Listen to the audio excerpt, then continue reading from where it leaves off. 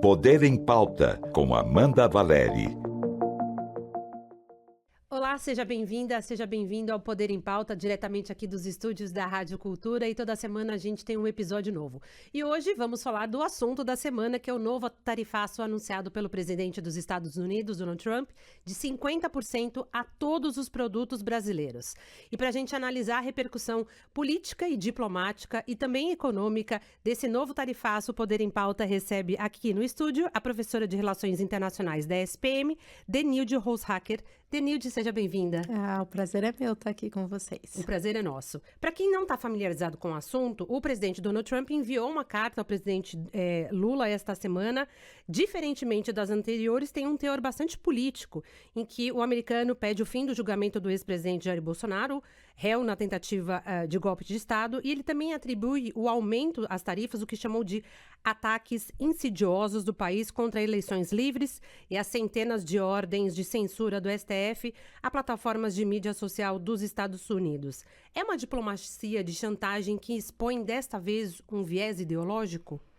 Olha, ela com certeza a gente pode dizer que ela foge muito do padrão diplomático tradicional e da relação entre Brasil e Estados Unidos, que tem 200 anos de história, né? Então, o Trump usou um mecanismo de comércio para atacar o Brasil em questões que são de política doméstica brasileira, que é a questão do processo com relação ao ex-presidente Bolsonaro e também a situação e toda a lógica aí que a gente vem discutindo sobre a regulação das redes sociais.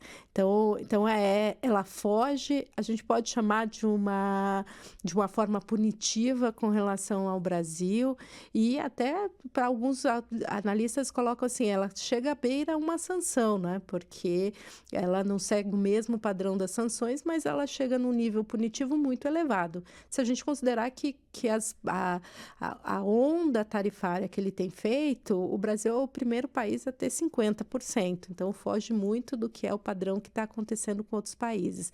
Aqui tem vários assuntos e várias questões. Uma é a questão doméstica. A gente tem uma campanha sendo feita nos Estados Unidos por membros da família Bolsonaro e pela direita brasileira, junto a deputados americanos, a base trumpista, que vem pressionando para que os Estados Unidos tenham, de fato, alguma ação. Então, acho que a gente tem aí uma conotação política interna, né, que pressionando o governo americano a tomar uma determinada ação. De outro lado, a gente teve os BRICS, e a postura do Brasil é vista como uma postura e a lógica dos discursos durante a reunião dos BRICS colocou aí pontos que o Trump já vinha dizendo que iria taxar países que seguissem na vertente mais anti-americana e pró-chinesa. Então, aqui é uma sinalização que não só para o Brasil, mas para outros países dos BRICS também. E a questão tarifária, né, que envolve a discussão tarifária e a política protecionista americana. Então, a gente tem um jogo muito mais complexo do que a gente viu com o Canadá, por exemplo, que é a mesma negociação com a União Europeia também, que tem aí conotações políticas. Então, o Trump usou essa carta para deixar e expor várias insatisfações ou várias visões com relação ao Brasil, que afeta, obviamente, interesses brasileiros de forma muito mais contundente. Você mencionou o BRICS, e eu queria aprofundar um pouco esse assunto, porque a gente teve a reunião no Rio de Janeiro essa semana, capitaneada pelo Brasil, e a pauta do uso de outra moeda sem ser o dólar. Isso também pode ser uma resposta mais contundente e um aviso, porém, o Brasil foi o único país dentro do BRICS que recebeu uma taxação elevada. Ele não mencionou, por exemplo, nem Índia e nem China. Né? Não mencionou, e a China usa, né? A China já também tem feito uma ação de comercial de adotar outras moedas no seu comércio exterior. De fato, tem aí uma sinalização com relação aos BRICS, né? O Trump já tinha feito uma ameaça antes de que taxaria os países dos BRICS em 100% se avançasse na discussão sobre a desdolarização. Então essa já era uma sinalização que ele fez. Mas, por que não fazer com a Índia ou não fazer com a China? Pelo volume de comércio. O impacto... Porque a China, ele está fazendo uma negociação à parte, né? Ele já fez uma onda tarifária. A China foi a primeira a ser o país a receber o protecionismo americano. Então eles estão fazendo uma negociação à parte. A Índia também está em negociação, mas o volume de negócios, com relação, se a gente comparar a Índia e Brasil, o volume de negócios e de interesses americanos é bem maior. Então o Trump, ele é impulsivo, ele tem ações de, algumas vezes, parecem irracionais, mas ele considera aí o peso de com quem ele está brigando também. Então, e em toda essa lógica do governo dele, você percebe isso. Uma coisa é brigar com o México, a outra é brigar com a China.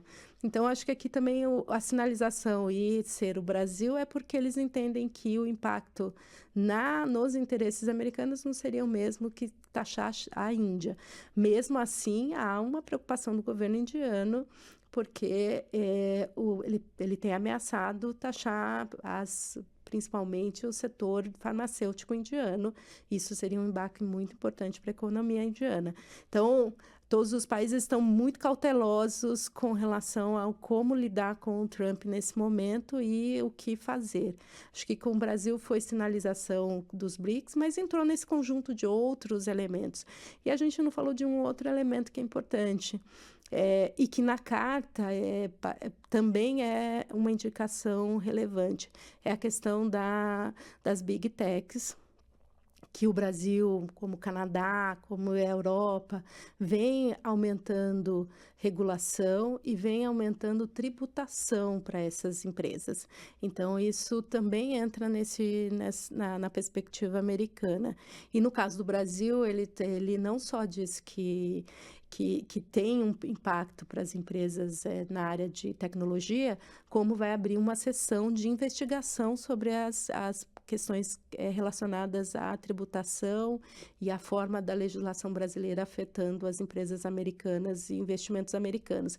Esse também é um passo importante para a gente acompanhar, porque quando você abre investigação nesse tipo de sessão, isso gera aí uma pressão muito forte dos setores para a mudança de legislação interna. Então aqui acho que tem tantos elementos e tantas facetas, acho que essa é a diferença do Brasil para a Índia ou para um outro país como a China. O presidente Lula e o governo já anunciaram que vão tentar negociar até o dia 1º de agosto e vão evitar aplicar a lei de reciprocidade. Mas caso a negociação não surtir efeito, aí o governo brasileiro pode taxar. Mas o governo brasileiro, ele tem força para isso, como fez a China? Olha, a gente tem força, né? Tem ferramentas de comércio exterior. A reciprocidade é uma. Acho que, primeiro, assim, a ação do governo brasileiro foi correta. Recebeu uma carta de forma muito informal, que não passou pelos canais diplomáticos tradicionais. Acho que essa também é outra estratégia do Trump. O governo fez um anúncio deixando claro que não aceitava aquelas condições. Então, isso já cria aí uma lógica de se posicionar frente às posições americanas e agora de estudar os efeitos e também entender de fato se vai ser aplicada, porque o que a gente tem visto ao longo desse primeiro semestre do governo Trump? Tem muitas ameaças, tem muitas ações sendo colocadas, mas também muito adiamento dessas ações. Agora eles estão dizendo que não vão retroagir e que as tarifas vão ser, de fato, implementadas dia 1º de agosto. Mas ainda sempre há uma dúvida.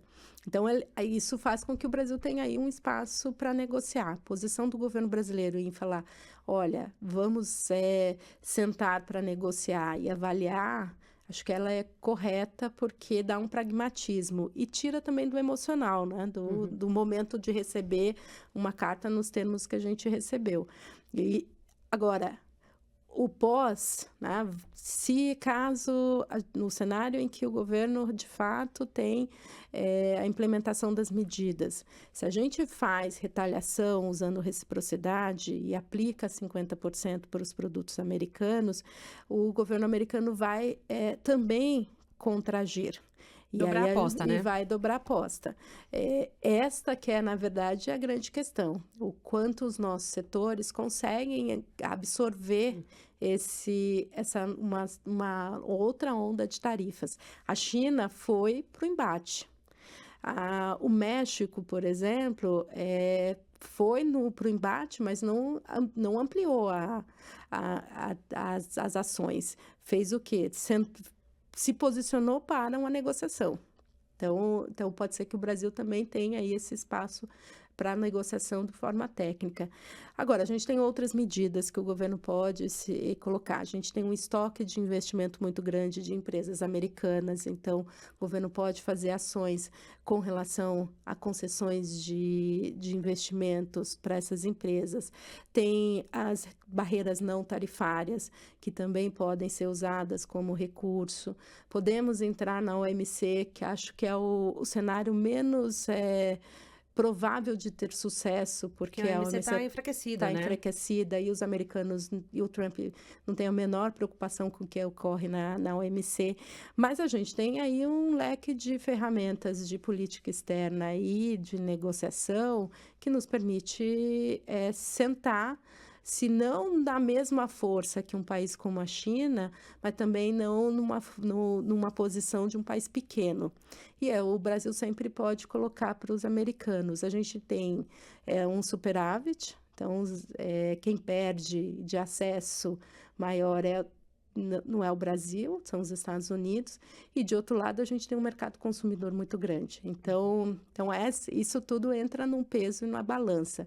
Grande questão, ao meu ver, não é a questão técnica, não é a questão de ferramentas de negociação ou de comércio, é porque envolve questões políticas. Então, a fala do Trump e a preocupação com o debate político no Brasil é que coloca a situação de negociação mais difícil, e aí, de fato, a gente não vai ceder no que ele está pedindo, que é não seguir o trâmite da justiça no Brasil. Então, aí fica realmente uma dificuldade maior de se conseguir chegar em alguma conciliação. Agora, se a gente jogar a questão toda para a área de comércio, aí o Brasil tem, sim, capacidade. A gente já teve contenciosos grandes com os Estados Unidos, a gente já teve situações de embate na área de comércio, então isso não seria uma novidade para o Brasil. A novidade é usar um instrumento de tarifas para questões políticas. Aí sim a gente estaria num outro campo. É a geoeconomia, né? A economia como uma ferramenta de pressão. Olhando para a história, é um mecanismo eficaz? Depende do país e depende da época. Se a gente olhar agora, os americanos não têm tido sucesso. Se a gente olhar que o Trump prometeu 90 acordos em 90 dias, ele conseguiu 3 acordos. Então, os países também estão resistindo a aceitar essa política do porrete, né? Do uso da força econômica como forma de conseguir concessões. Acho que o mundo mudou muito e a dinâmica global ela não permite tanto e dá esse tipo de ação que nos anos 30 era possível, que até os anos 70 os americanos usavam de forma muito extensiva e principalmente na América Latina.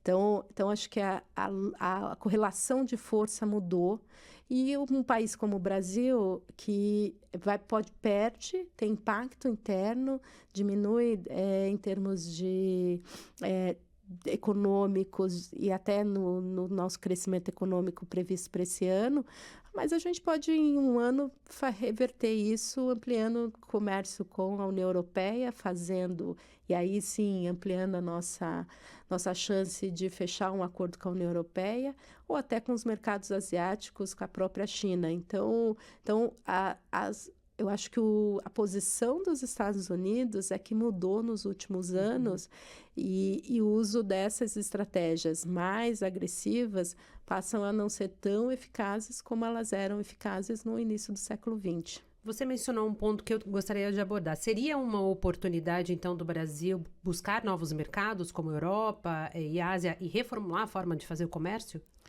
Olha, acho que a gente tem duas questões importantes. Essa estratégia do Trump, ela tem afetado todos os países, né? O mercado americano é um mercado importante de comércio. Então, a gente vai passar por uma reorganização do sistema como um todo, né? Se ele vai ser mais protecionista do jeito que o Trump tá sugerindo, todos os países vão passar a ter estratégias mais protecionistas também. Então, isso limita qualquer estratégia de expansão de comércio. Se a gente tem uma lógica que os americanos ficam isolados na política, mas o resto do mundo continua no mesmo ritmo de ações de comércio, aí o Brasil tem bastante possibilidade. Então, os produtos que o Brasil exporta para os Estados Unidos são importantes, mas alguns deles a gente tem mercados, tanto o mercado europeu quanto o mercado asiático.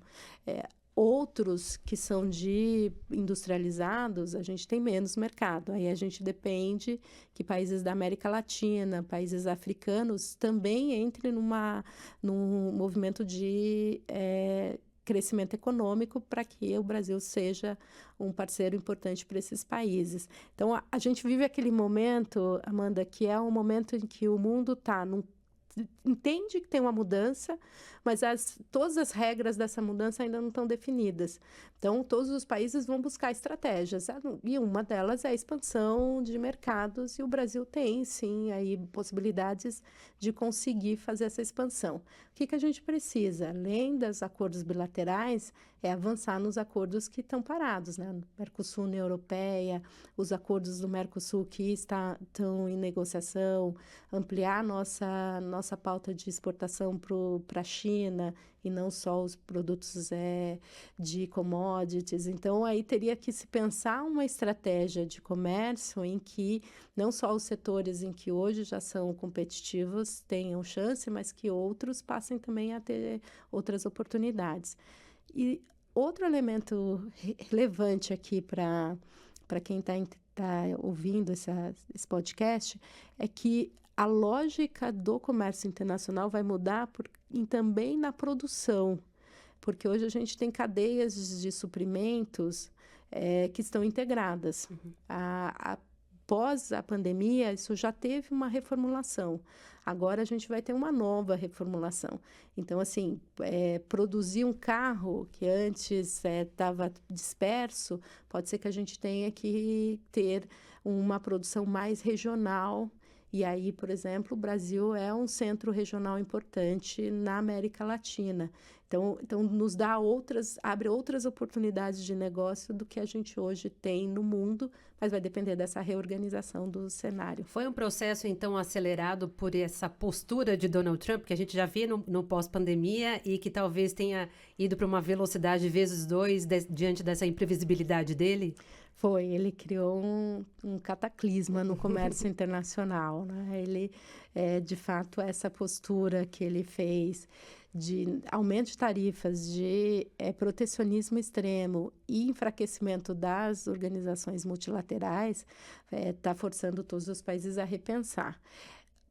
A pergunta que se tem é o quanto a gente tinha avançado antes da pandemia e que estava consolidado, e se a gente consegue agora tão rapidamente suprimir por um outro modelo que ainda tenha características do pós-pandemia, do pré-pandemia, mas que traga aí um novo cenário.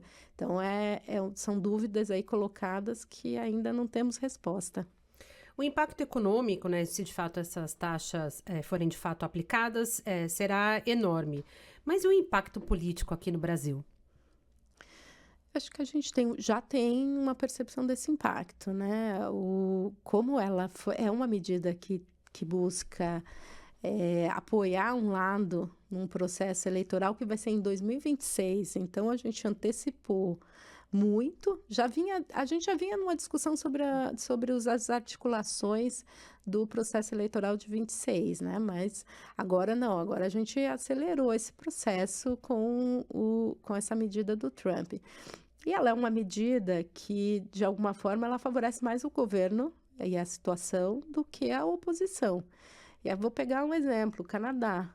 Né? O processo, quando o Trump começou a pressionar o Trudeau, e durante a processo eleitoral no Canadá, começou a fazer questionamentos sobre a soberania canadense, com interferências diretas nas políticas canadenses, o governo Trudeau e os liberais, que estavam em muita baixa em popularidade, começaram a aumentar sua popularidade e reverteram o quadro eleitoral. Então, uma vitória que era dada como certa para os conservadores foi revertida em algumas semanas.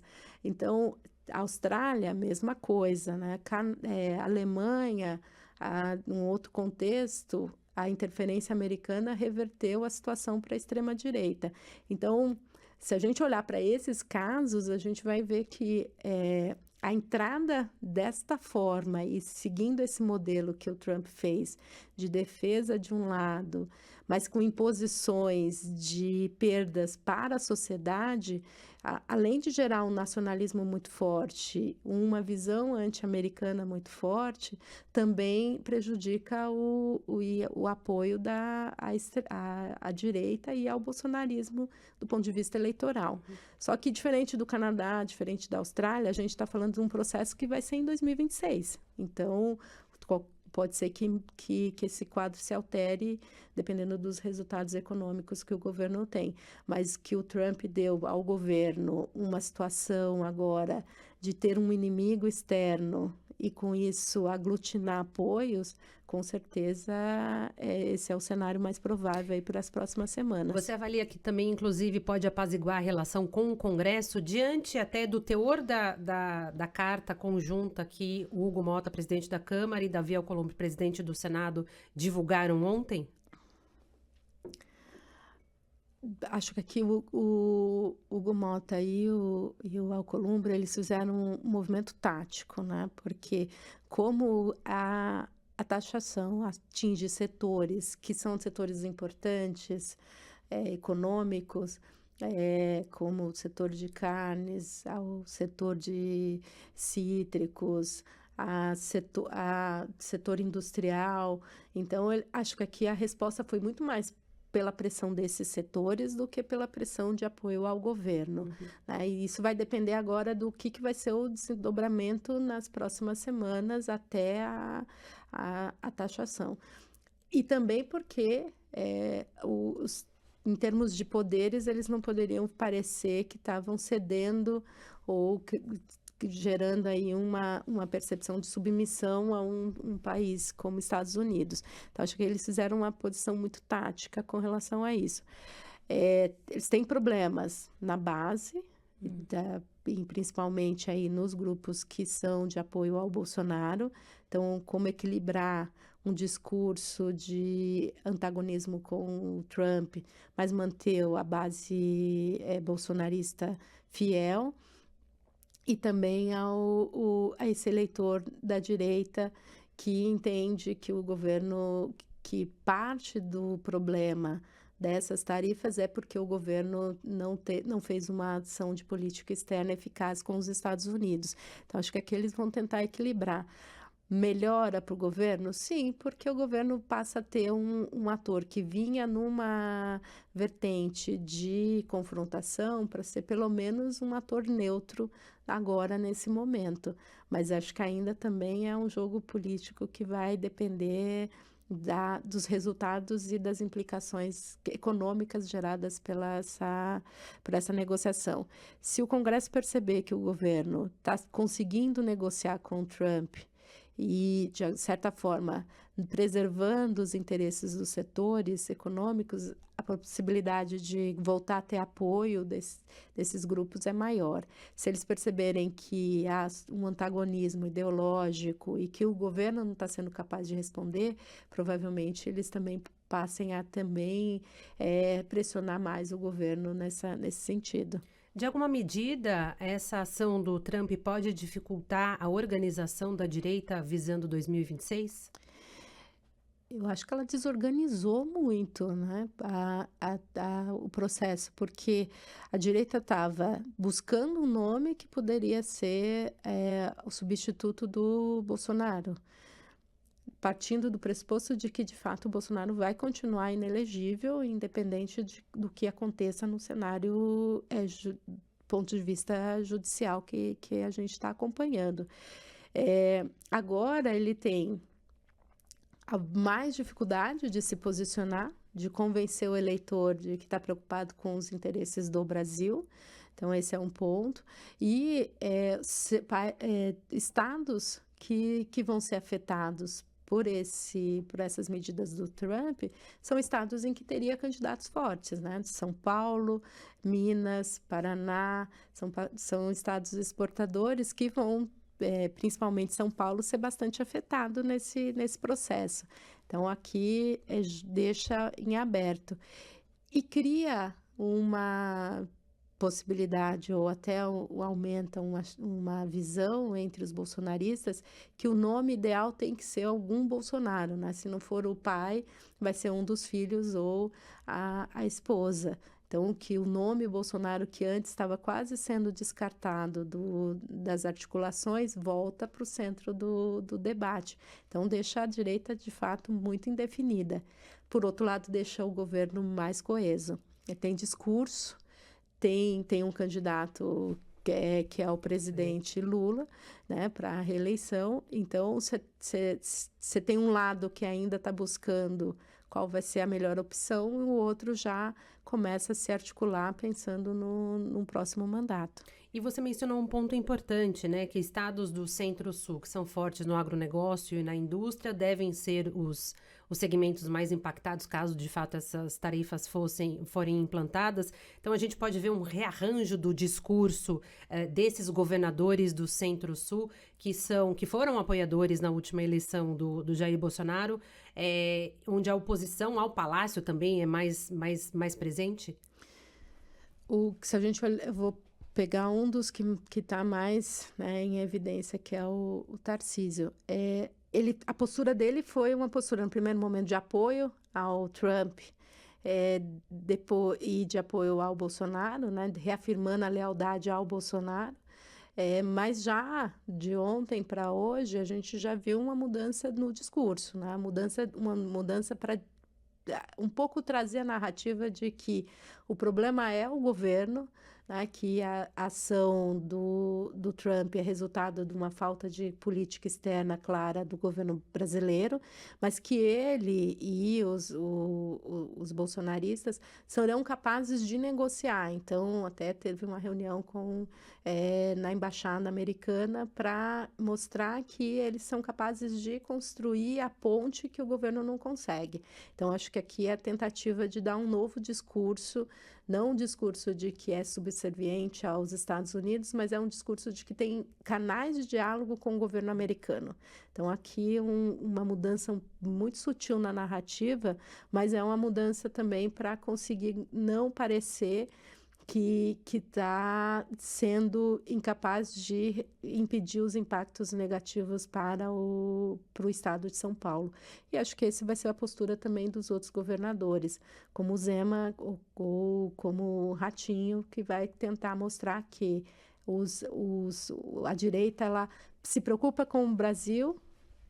Porque como explicar, por exemplo, para o eleitor, caso alguns ou várias vagas de emprego forem fechadas se essas tarifas forem implantadas? Né? A primeira ação foi dizer a culpa é do governo, que foi incapaz de impedir isso. Agora, eles vão tentar mostrar que eles são os capazes de resolver esse problema. Isso é muito comum, Amanda, na estrutura de uma narrativa. Quando as narrativas políticas, elas criam uma situação em que pode ser que tenha alguém que seja o solucionador do problema. E aí o bolsonarismo agora está tentando achar quem vai ser esse solucionador. o Bolsonaro está preocupado com a sua sobrevivência política. Então, se a gente olhar o discurso do Tarcísio, percebe que ele é que está assumindo essa postura de que ele... E aí é uma postura de quem já é pré-candidato, de que ele é o capaz e tem condições de resolver um problema dessa natureza e dessa complexidade.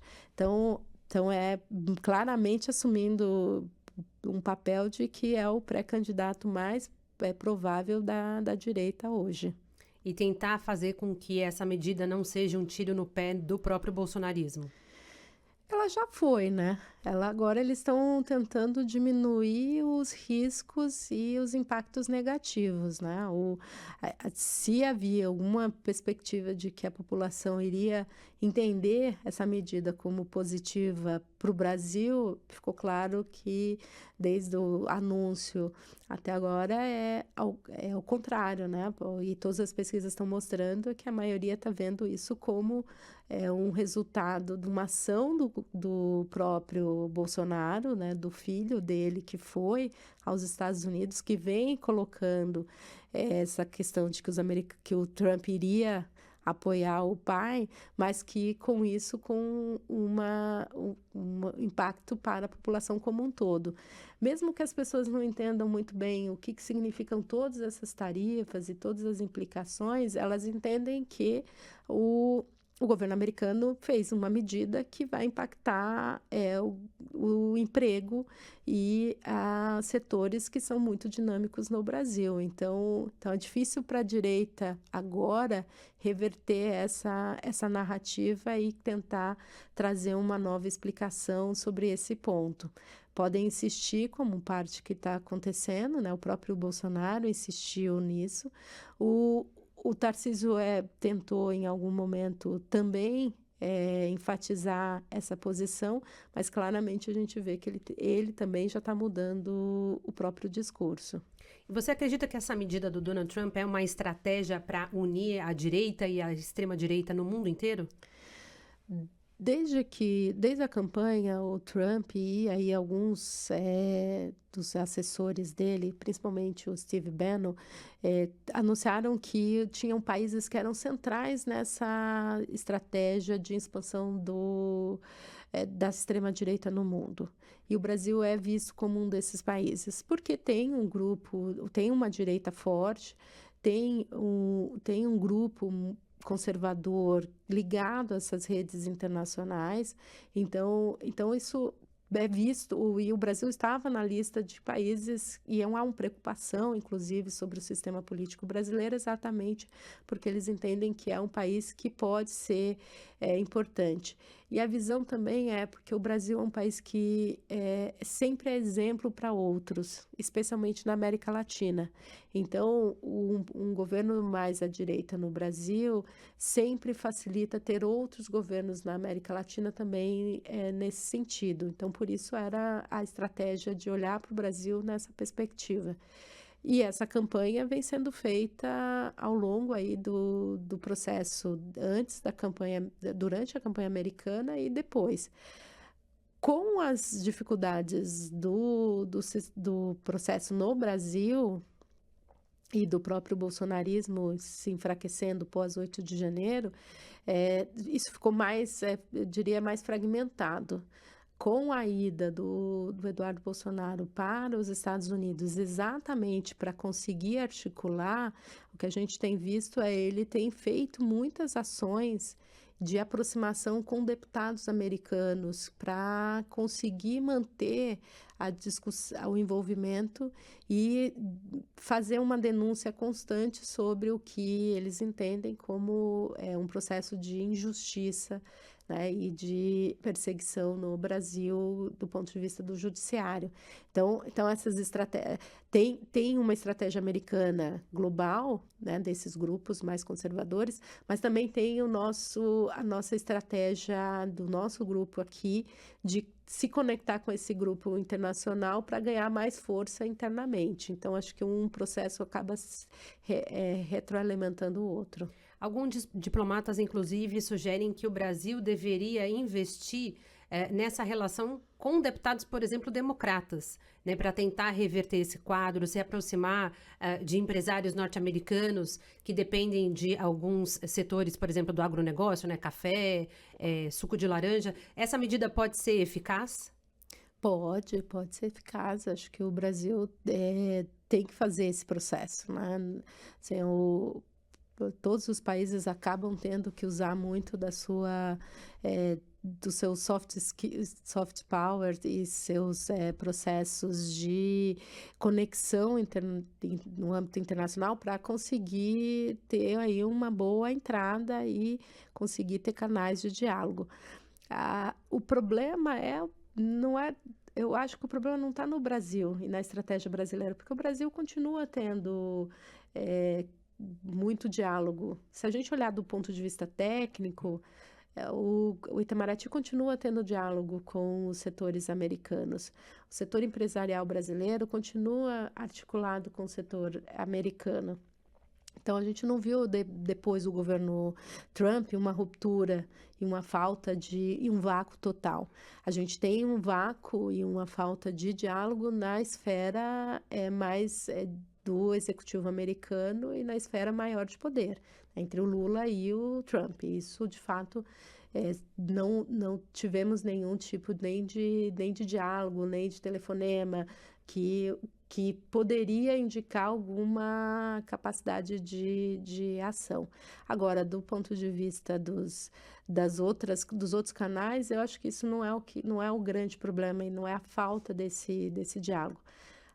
Mas os Estados Unidos têm passado por uma transformação muito grande.